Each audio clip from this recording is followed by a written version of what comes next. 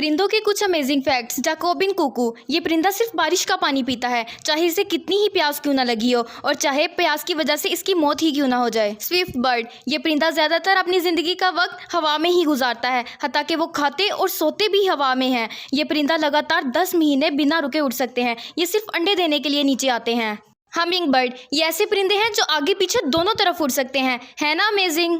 उल्लू। उल्लू अपनी आईबॉल्स को घुमा नहीं सकते, बल्कि वो 270 डिग्री तक अपनी सर को घुमा सकते हैं। इस तरह से वो आगे पीछे की चीज़ों को देखते हैं। कीवी। कीवी वो वाहिद परिंदा है जिसके पर नहीं है और ना ही ये उड़ सकता है, ये सिर्फ चल सकता है। ऑस्ट्रिच। इस परिंदे की दौड़ने की स्पीड एक घोड़े से भी ज़्यादा होती है। Humming bee. ये परिंदा दुनिया का सबसे छोटा परिंदा है। वीडियो को लाइक और सब्सक्राइब लाजमी कीजिएगा।